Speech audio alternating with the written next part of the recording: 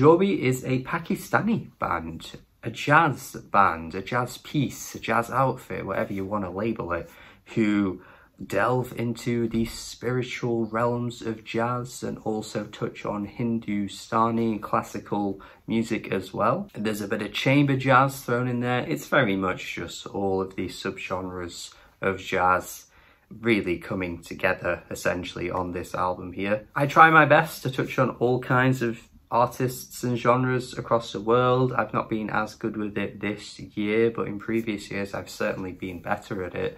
But even still, this might be one of the first opportunities or first times I've talked at length about an artist from Pakistan. It's not a very frequent country that pops up in my reviews. There will be other examples in other places that I'm not necessarily thinking of off the top of my head, but basically what I'm trying to say is that it's not a common one that I touch on. But you can probably guess that the fact that I am touching on it says a lot about the album itself. This is definitely, so far, potentially the best jazz album I've heard across the entire year. I have been aware of other artists in the Hindustani classical music jazz kind of realm before. There's certainly many names that I think are worth your time within the genre. I think Shai Ben Sur is a great example of that. And I've always felt that whenever I touch on any album in this kind of genre tag, genre label, I'm always super impressed. And this is just another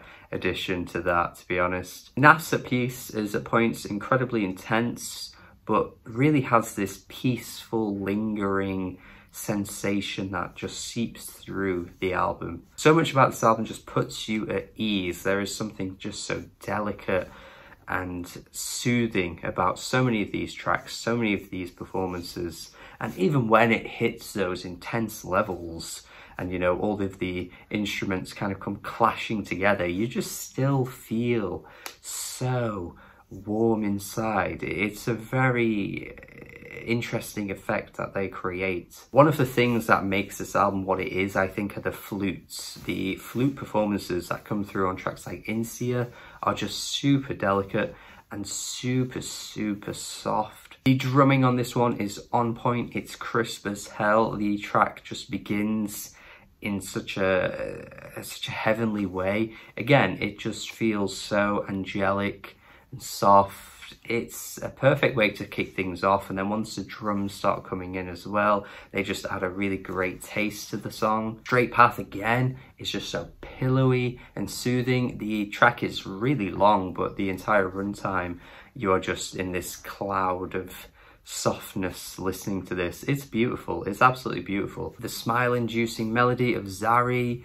is just, oh god, I love this one. It really just puts a smile on your face. So you just, once you hear this track, if you don't smile, man, what is up with you? The flute performance on this one just carries the song to beauty, a new realm of beauty on this one, man. Ooh, it's so delightful hearing this combination with jazz music. I mean, sure, it's not the first time you've ever heard it, of course, but I think the way that they're just crafting this music in such a pitch perfect way is very, very awe-inspiring. Raga Gujri, sorry for botching that name completely, no doubt, is a track that definitely pulls from the Hindustani influences that I was talking about. This track in particular has that on lock. Very Ali Akbar Khan, an artist who is just fantastic in this genre and in this field. And again, if you are a fan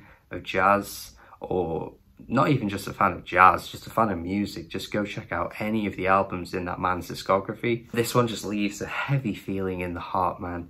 It reaches into your soul, this one. Oh my god, this is what they're talking about when they say spiritual jazz, because it reaches into you that you just didn't even know existed. A feeling that can only be created by this kind of music, I think.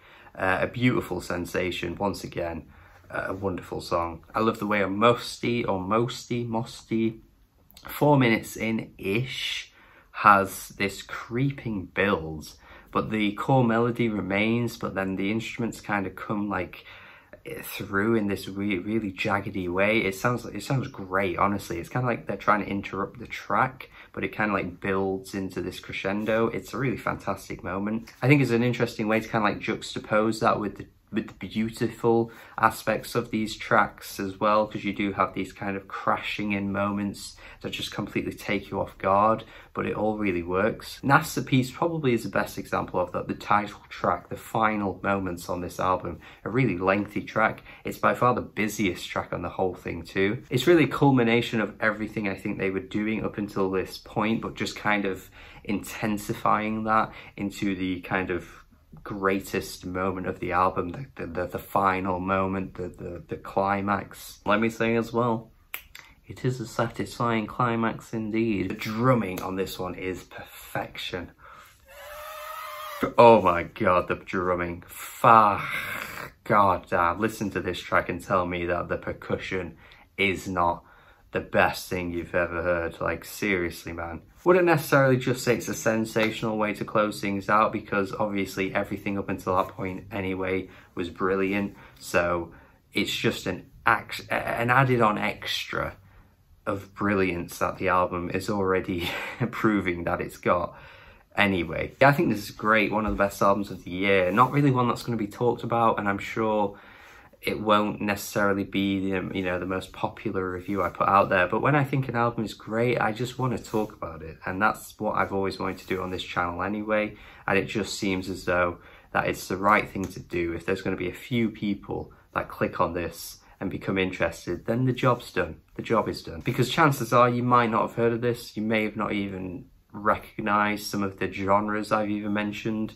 But if you just click on it on Spotify, Apple Music, whatever you use, and you get something out of it, then yeah, job's done. 8.5 out of 10, definitely one of the best albums of the year. Again, like I say, best jazz album of the year, I think, as well for me. Personally, I've not heard loads of jazz this year, but when I've stumbled upon some albums, I don't think any of them have really reached the level of this. So thank you for watching this review. Hopefully you did click on it. Hopefully you get something out of it. And let me know your thoughts if you have heard this album in the comments. Thank you for watching. As always, have a good day and goodbye.